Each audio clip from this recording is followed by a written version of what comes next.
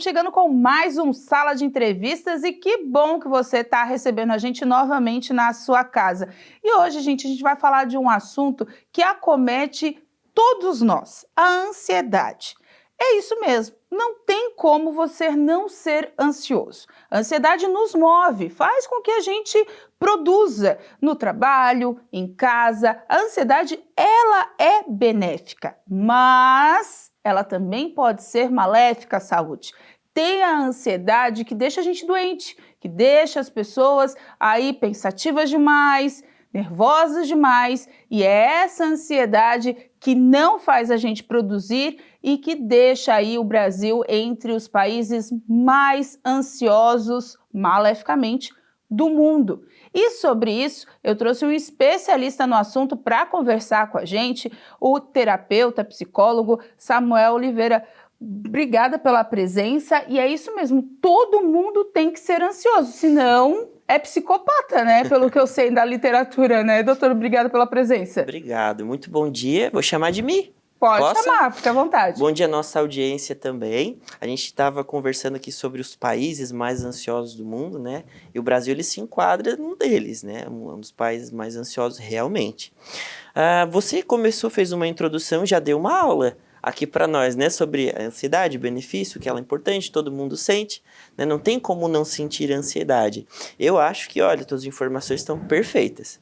Agora, a gente precisa saber diferenciar o que é algo bom, o que é algo ruim. Eu acho que para isso o programa de hoje vai ajudar muito a nossa audiência a saber um pouco mais sobre a ansiedade, as suas emoções e principalmente fazer a gestão das emoções. Quando a gente não faz o gerenciamento do nosso dinheiro, o que acontece? Né? Não dá certo, falha, né? Ele acaba escoando para algum lugar, né? O gerenciamento de uma água precisa passar pela tubulação para chegar até um objetivo. Na torneira, no vaso sanitário, na pia. E o gerenciamento da emoção, por que não é feito? A emoção ela precisa ser direcionada a um alvo e a um objetivo. A gente precisa proteger a nossa emoção, cuidar dela. A emoção desprotegida é igual uma água dentro de um encanamento furado. Vai para todos os lados. Então, a qualquer momento eu impulsivamente vou lá e compro uma coisa que eu não preciso. Isso é ansiedade. Qualquer momento eu falo que eu não deveria falar para a pessoa que eu mais amo. Isso é ansiedade. A qualquer momento eu firo os sentimentos do meu filho ou deixo de brincar com ele porque eu estou pensando no trabalho. Isso é ansiedade. Então, às vezes a pessoa chega já com um autodiagnóstico no nosso consultório, né? Eu tenho ansiedade porque eu aquilo. E às vezes o próprio comportamento, eu roo a unha demais, eu brigo com todo mundo, eu sou explosivo. E aí a gente acaba chegando na tal da ansiedade. Hoje ela acomete muitas pessoas, por quê? Porque a gente não é ensinado a fazer a gestão das nossas emoções. Quando a gente não faz o gerenciamento do dinheiro, ele acaba escoando. E a nossa emoção também escoa, querida. O escoamento da emoção, indo para tudo quanto é lado, é a ansiedade. Tu vê que a pessoa ansiosa, ela tá batendo as pernas, batendo as mãos, ela não tá direcionada a um ponto. O laser, o que é o laser? É a luz direcionada a um único ponto. A pessoa ansiosa, ela não direciona a um único ponto. Então ela tá aqui, mas está pensando no trabalho, com a cabeça nos filhos, e o corpo que tá com aquela dor de ontem, que fez academia, e aí a mente tá em todos os lugares, menos aqui. Essa é a tal da ansiedade. Esse escoamento das nossas emoções, o famoso tiro para todos os lados, essa é a tal da ansiedade. Ô Samuel, nessa questão de gerenciar, vem a nossa geração, né? Que está agora dos 40, dos 30, até mesmo as crianças, adolescentes, mas que vêm de pais que lá atrás não sabiam gerenciar essa emoção. Porque a geração dos anos 70, que foram crianças lá, dos anos 80, dos anos 90, era feio chorar, se jogar no chão era feio, vou te deixar aí, tu é um menino mau. E por aí, expressar as emoções era uma coisa terrível, você não podia, nem como criança, muito menos como adolescente e, quiçá, como adulto, porque você era fraco. Então, tudo isso vem acarretando essa sociedade um pouco mais doente hoje, psicologicamente falando? Você falando dos exemplos e eu pensando, mas o que mudou? Hoje também não pode, empresas não deixam funcionário chorar, é feio, te demite, empresas não deixam você ficar triste, não, tem que trabalhar, tem que produzir, mostrar resultado, desempenho. Dentro de casa eu não posso fazer uma cara diferente, porque, por que tu tá com essa cara? O que tá acontecendo que tu tá aí no teu canto fechado? Eu acho que muita coisa não mudou. Não mudou. Eu acho que as pessoas ainda continuam escondendo as suas emoções, os seus sentimentos. O que acontece hoje é que tem informação.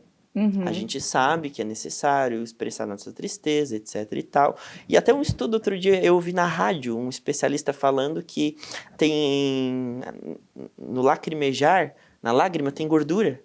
E aí a discussão, o auê na rádio, no programa de humor, né? As pessoas dizendo, eu vou chorar para emagrecer. E ele dizendo que cientificamente é comprovado. Que o choro tem uma pequena porcentagem ali, né? Baixíssima, mas tem gordura no componente lacrimal. E aí vem o engole o choro, né? Engole o choro. Então já engorda 2 vezes, pela gordura da lágrima e pela absorção da raiva ali no caso. E olha, eu não tenho nenhum estudo nessa área publicado, mas a prática do acompanhamento na clínica muitas vezes é favorável para as pessoas que têm o hábito de engolir o choro acabarem sendo mais cheinhas, entre aspas. É caminhar para obesidade, isso daí muitos, né? Exato, depois desconto na alimentação, suas frustrações, suas tristezas. E no desbravar aí do tratamento, a pessoa começa a expressar suas emoções e ela relata. Muitas vezes comenta comigo, Samuel, que interessante, depois comecei a fazer terapia e emagreci. Interessante. É um ponto assim que nunca estudei, nunca me aprofundei sobre isso, não consigo afirmar nada com certeza, mas eu recebo esse feedback na clínica. Mas, doutor, quando a gente fala da ansiedade em si, que as pessoas estão doentes, né, por causa da ansiedade, como é que a gente detecta isso? Como é que ela chega no seu consultório? Ela passou por diversos clínicos e foi lá, não, tem que ir para terapia, ou então ela se tocou, ou é a onda da internet, que hoje ou todo mundo tem um determinado problema neurológico, ou é ansioso, é a moda. Como é que está essa relação para chegar no consultório? Como que as pessoas estão indo se cuidar? 2 vias que eu recebo muito, encaminhamento do médico, do psiquiatra, e já vem com o diagnóstico. Eu sou ansioso. Nossa, aí para eu desconstruir todo esse diagnóstico é complicado. Na forma como eu trabalho, existem abordagens dentro da psicologia. A abordagem que eu abordo, a pessoa que eu trabalho, ela não focaliza no diagnóstico. Você não é o seu diagnóstico. Você está com ele te coloca algumas limitações, e a gente vai trabalhar elas, mas eu quero entender a pessoa atrás dele, que tem sonhos, que chora, que trabalha todo dia, não o diagnóstico da pessoa. E às vezes a pessoa chega medicada, muitas vezes, sem precisar de medicação, ou se medicaliza também. Então essa é uma via, a via clínica, a via médica, é uma delas. E a outra via que eu considero favorável é a via da rede social. Eu tenho uma paciente que procurou faz pouco tempo, que ela assim, eu salvei os vídeos que eu me identifico. Eu achei o máximo. É o autodiagnóstico. Eu achei o máximo, né? É assim, porque eu quero que tu veja o vídeo que eu me identifiquei, os memes. Eu quero que tu veja esse meme aqui que eu me identifiquei para ver se eu sou isso. E aí é legal, ela tá na dúvida. O problema é, eu sou isso, sem passar por um profissional. A própria pessoa bateu o martelo. Não, porque eu tenho TDAH, porque eu vi esse vídeo, então eu sou isso. Não, ela salvou para tirar a dúvida. Entende? Já foi para a 7ª, 8ª sessão, não fechamos o diagnóstico ainda. Demora para fechar um diagnóstico. Porque se você tiver com vitaminas baixas, por exemplo, a B12, você simula sintomas depressivos. Se você está com a D, vitamina do sol, baixa, você simula sintomas ansiosos. Entende? Então eu preciso mandar você para um médico para aumentar suas vitaminas, verificar exames no sangue, cortisol, etc. Ali, outros exames, ferritina, deixar tudo no enquadro dos exames. Depois, precisamos melhorar a sua atividade física. Para o corpo se mexer, endorfinas serem liberadas. Depois precisamos organizar sua rotina, organizar seu trabalho. E aí a gente isola todas essas possibilidades, essas variáveis. Se você continua com os sintomas, aí sim você tem um diagnóstico. Agora, se você organizou a sua rotina, passou a ansiedade, tá? Não era ansiedade, era a rotina mal organizada. Se você elevou a vitamina B12 e passou a depressão, o sintoma de desânimo, de falta de sentido na vida, não era depressão, era baixa de vitaminas. Por isso que um diagnóstico comigo demora mais de 8 meses a ser feito. Porque é toda uma cadeia a ser analisada. Eu vou excluindo todas as variáveis possíveis. E aí tu imagina quem diagnostica em alguns minutos. porque hoje o que eu vejo muito são os famosos testes. Eu não sei da sua parte médica, mas eu, leiga no assunto, olhando, eu fico assim até assustada.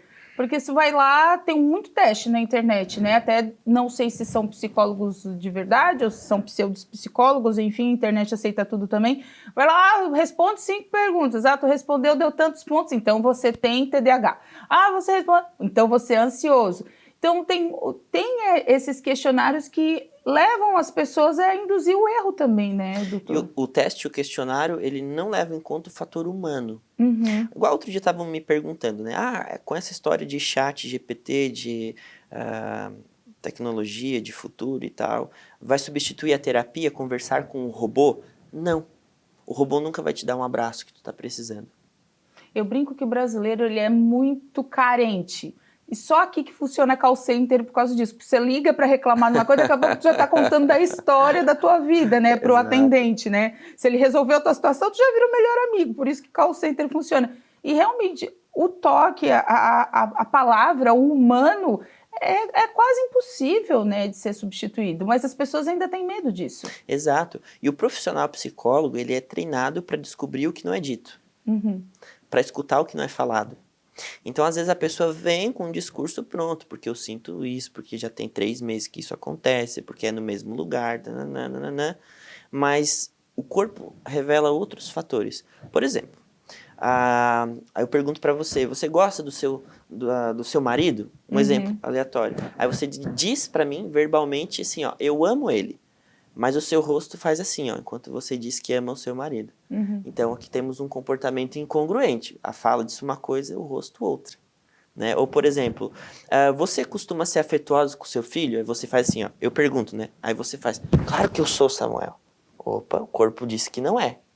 Então, o robô nunca vai detectar comportamentos incongruentes, porque é do humano. Então, por exemplo, assim, ó, você está me dizendo algo, seu corpo está concordando, mas a minha intuição não está acreditando no que tu está falando.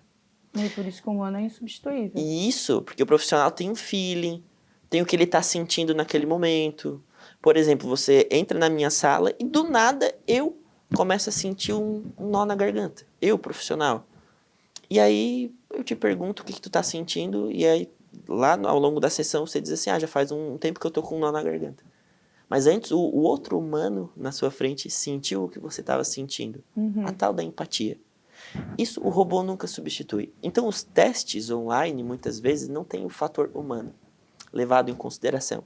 Tem os testes fidedignos, que são feitos por profissionais, mas ainda são rápidos. Não levam em consideração fator genético, não levam em consideração histórico, antecedentes. Eu nunca tive esse sintoma e estou tendo faz 2 meses. Não pode ser depressão em 2 meses. A pessoa precisa estar com o humor rebaixado por no mínimo 6 a 8 meses, entende? E preencher outras categorias de diagnóstico.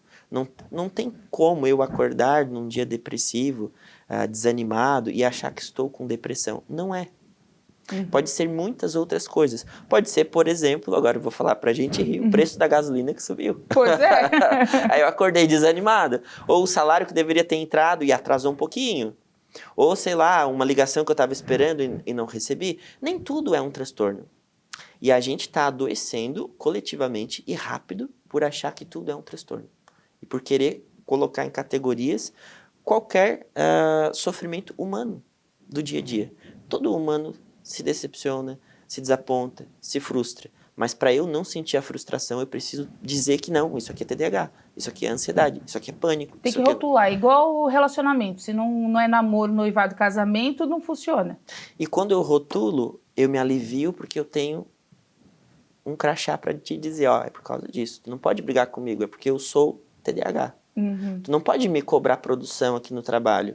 Eu tenho que ficar jogando meu joguinho no horário de trabalho porque eu sou depressivo, porque eu sou, entende?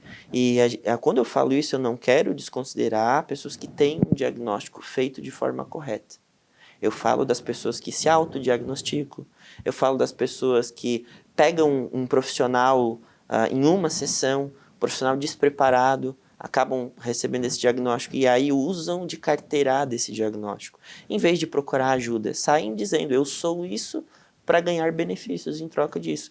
Que tem até um nome técnico para isso, que se chama ganho secundário. Então tá certo. Doutora, a gente vai para um rápido intervalo e voltamos já já falando mais sobre esses transtornos e também um pouco mais sobre a ansiedade. A gente volta já já. Fica aí.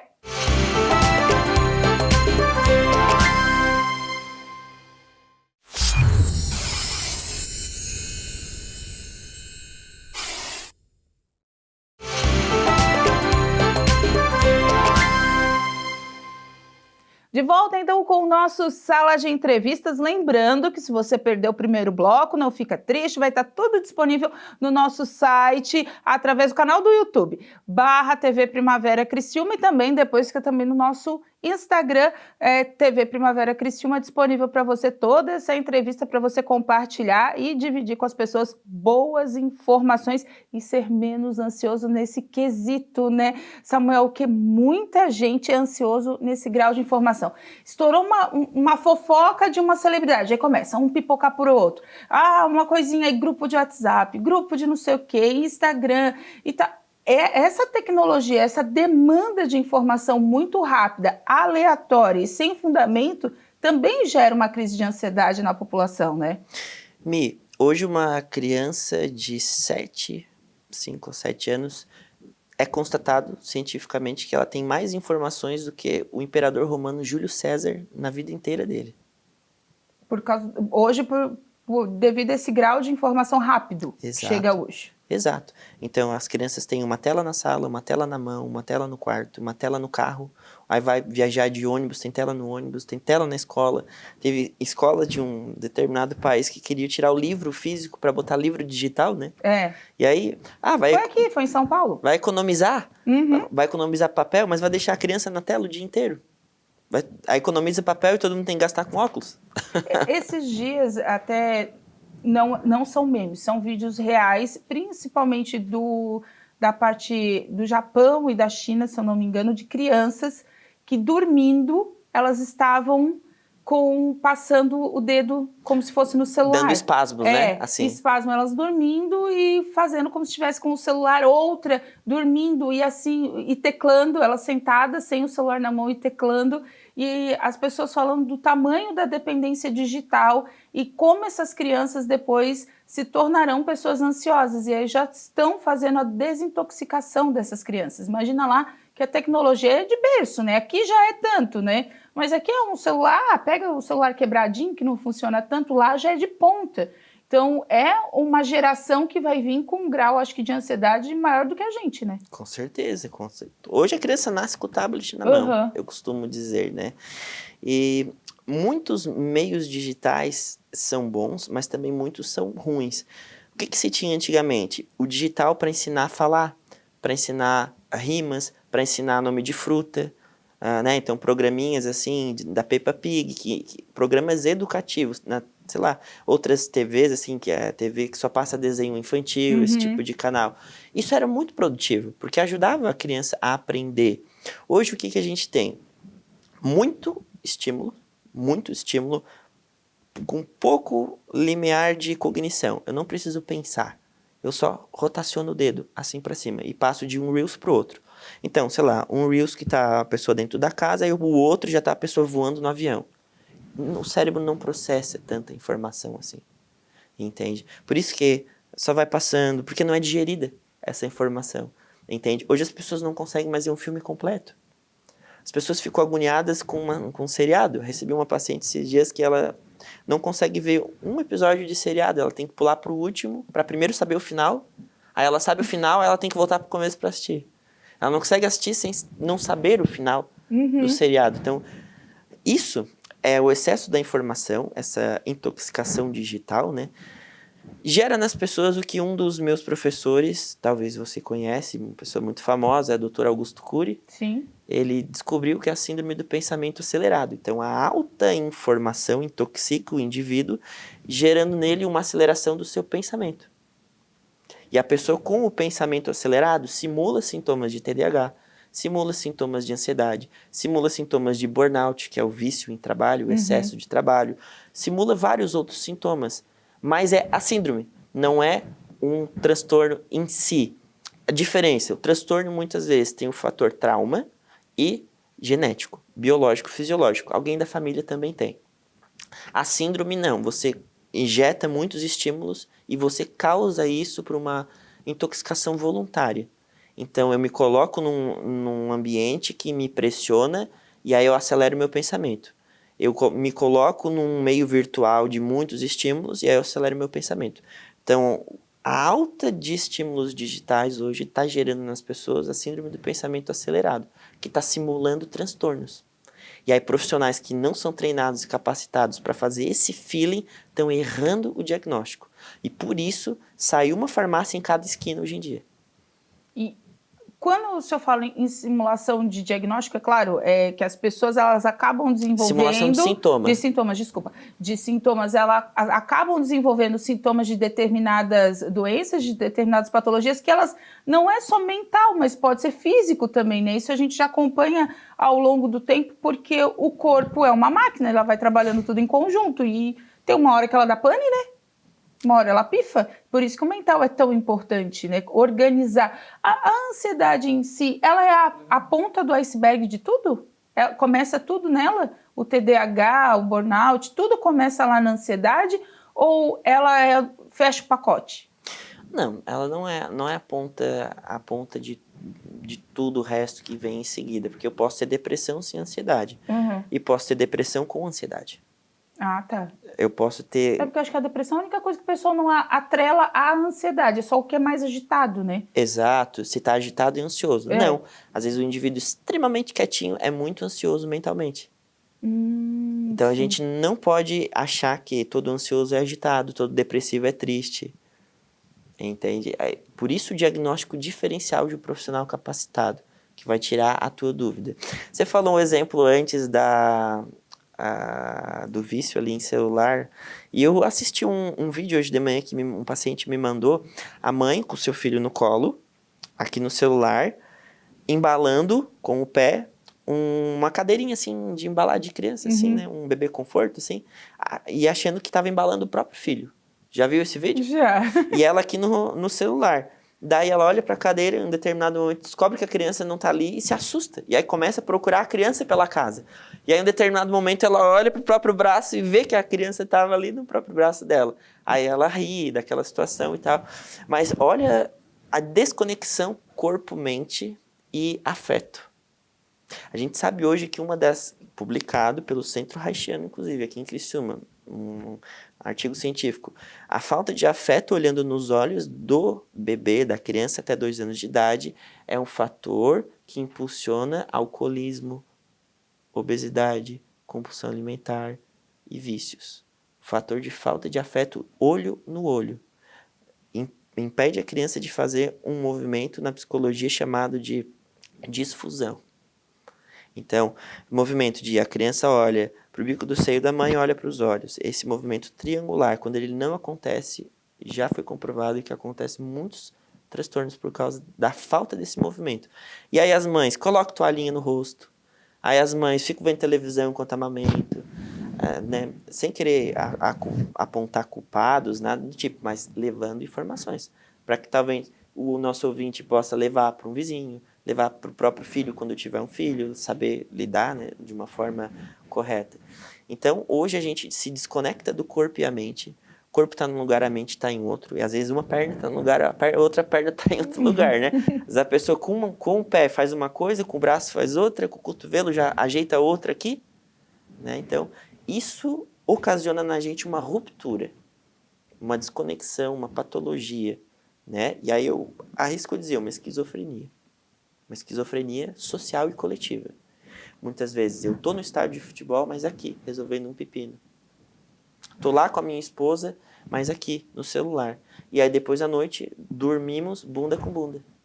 Sem conexão, sem afeto. O corpo encostado, mas os nossos afetos, cada um num lugar. Um pensando numa conta, o outro pensando num passeio. E aí não se conecta.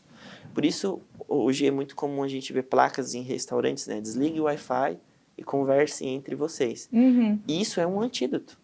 Olhar nos olhos é um antídoto.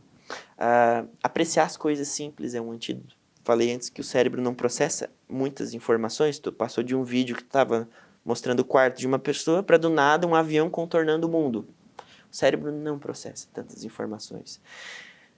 É preciso a gente saber assimilar uma coisa de cada vez, um momento de cada vez, pausadamente. Vindo para cá, dar a entrevista aqui contigo, esse papo incrível que a gente está tendo, vi numa parada de ônibus uma mãe esperando o ônibus, aí ela olhando para os lados, né, procurando se o ônibus estava vindo, e o seu filho aqui. Né? Então, já deu para ver até Carocinho no pescoço. Carocinho no pescoço. E ele assim abaixado no celular. E aí essa criança está deixando de aprender a procurar o próprio transporte, para olhar para a mãe como ela faz, para eu aprender e fazer igual um dia. Entende? O mundo à volta, o dia de hoje está lindo, é um céu azul incrível, um vento, não é tão calor e não é tão frio, então é um clima assim de primavera, sabe? A criança está deixando de receber de colocar atenção nesse estímulo que chega no rostinho dela, de transformar isso em prazer, para ficar aqui anestesiada. Ou seja, eu estou recebendo estímulos e eles não estão entrando, não estou percebendo. Então, às vezes acontece de receber, e é por isso, né? Às vezes acontece de eu receber pessoas milionárias, empresários no consultório que moram em palácios, mas vivem como mendigos afetivos. Então, outro dia eu comentei com uma pessoa, né?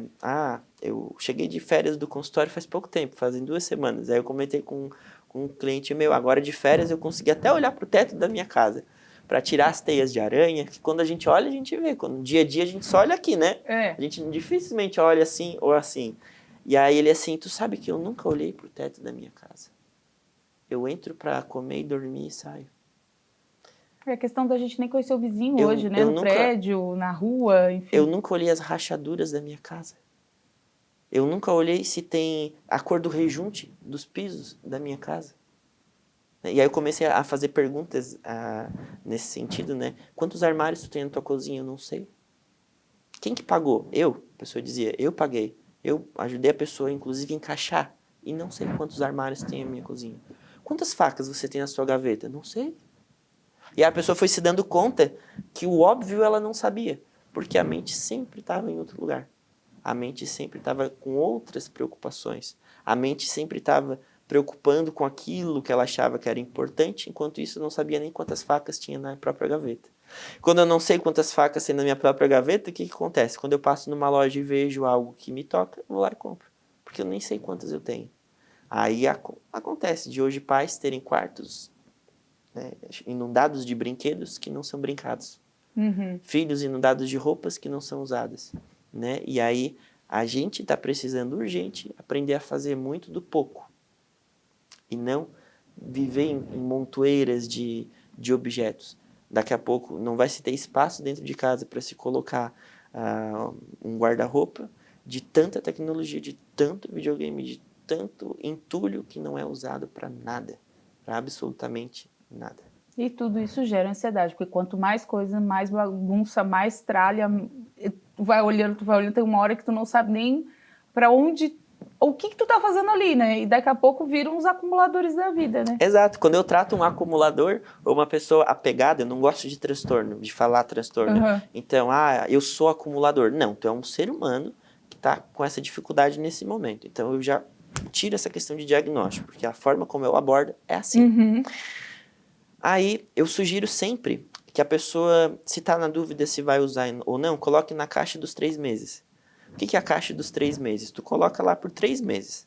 Aí tu coloca o tempo. Vou voltar a abrir essa caixa dia 31/10/23, por exemplo. Aí tu abriu, sentiu falta? Não. Então ou tu vende ou tu dá para alguém. Então, todo mundo devia ter a caixa dos 3 meses em casa. Para roupa, talher, calçado, qualquer objeto. Porque quanto mais eu me apego em objeto, menos eu busco a mim mesmo, a minha própria essência. Eu me sentir bem. Entende? Eu posso ter a casa mais bonita e nunca ter olhado para o lustre dentro da minha casa. E aí o que adianta tanta belezura assim dentro de casa para mostrar nas redes sociais, para mostrar para as visitas. E para mim que paguei a conta, eu nem presto atenção? Como assim? Essa balança desproporcional está adoecendo todo mundo coletivamente. Doutor, obrigada pela presença, terapeuta, psicólogo Samuel Oliveira. Foi uma aula pra gente. A gente vai conversar mais vezes, a gente espera mais vezes contar com o senhor. O tempo é rápido, passa rápido, nós somos ansiosos, né? Conversamos demais E aí eu rápido. tenho que fazer a fala que todo paciente faz no final da sessão. Mas já acabou. Mas já acabou, foi tão rápido. Mas a gente contou com bastante aprendizado e eu acho que as pessoas em casa vão entender um pouco mais sobre essas questões, porque tem muito mito, muito diagnóstico fechado na internet e profissionais que infelizmente estão querendo likes e menos tratamentos. Então é muito importante trazer essas informações, já que o nosso programa não fica restrito só para Santa Catarina, vai para o Brasil inteiro e a gente não sabe que coraçãozinho que a gente vai alcançar. Obrigada mais uma vez. Eu que agradeço. Para quem quiser mais informações, @SamuelOliveiraTerapeuta. Lá diariamente posto vídeos, posto conteúdo, caixinhas, as pessoas tiram dúvida. É bem legal porque tem uma troca muito intensa diariamente. Inclusive esse lugar bonito já está lá aparecendo. Com certeza. A gente passou também durante o programa as redes sociais do Samuel, para você, como ele disse, interagir lá, tirar dúvidas. Tem bastante conteúdo de relevância lá para tirar dúvidas, não é fechar diagnóstico de nada. Procure o seu terapeuta, procure o Samuel ou outro aí da sua confiança, na sua região, na sua cidade. O importante é se cuidar, tanto do corpo quanto da mente, porque a máquina é uma só, e se ela não tiver em harmonia, não adianta nada. E se você perdeu essa entrevista, não fica triste, vai estar tudo no nosso canal do YouTube, /TV Primavera Criciúma, e também nas nossas redes sociais, @TV Primavera Criciúma. Um grande abraço e obrigado mais uma vez por estar conosco no Sala de Entrevistas. Até o próximo programa. Tchau!